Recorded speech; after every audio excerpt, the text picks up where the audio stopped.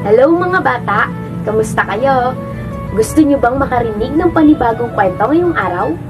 Sino dito ang ayaw pumasok sa paaralan? Naku, sana wala. Ang pamagat po ng ating kwento ngayong araw ay ang batang ayaw pumasok sa paaralan.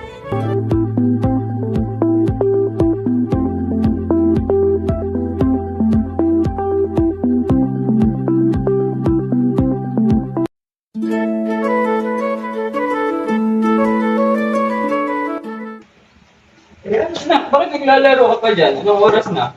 May pasok ka pa ngayon. Daddy, ayoko pong pumasok. Gusto ko lang dito sa bahay. Pero kailangan mong mag-aral. Daddy, ang yaman-yaman na natin. Ayoko na pong mag-aral. Gusto ko lang dito sa bahay. Maglalaro lang ako.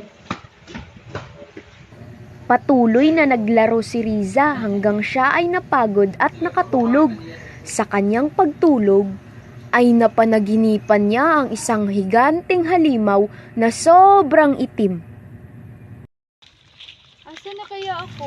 Nakita Daddy? ni Riza ang dalawang Daddy? bata na nagtatrabaho din.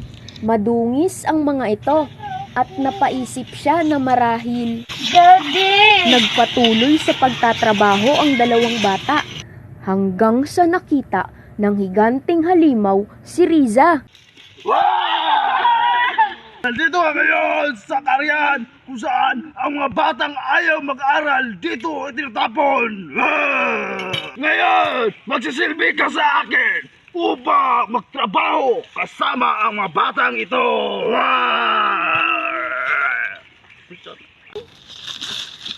Bakit yun nandito? Siguro hindi ka rin nag-aral dati. Sige mga bata, magtrabaho lang kayo dyan. Yan ang gusto nyo ha?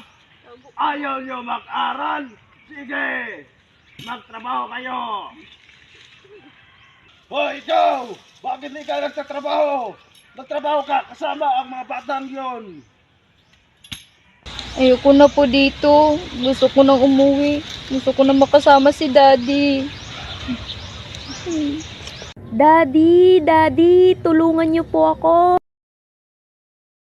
Nagising sa kanyang panaginip si Riza. Pagkagising niya, agad niyang hinanap ang kanyang daddy. Daddy! Sorry na po. Simula ngayon mag-aaral na po ako. Natuwa ang kanyang daddy. Niyakap niya ang kanyang anak. At mula noon, araw-araw nang pumapasok si Riza sa paaralan para mag-aral. Nagustuhan niyo ba ang kwento, mga bata? Salamat sa pakikinig. Hanggang sa muli. Paalam!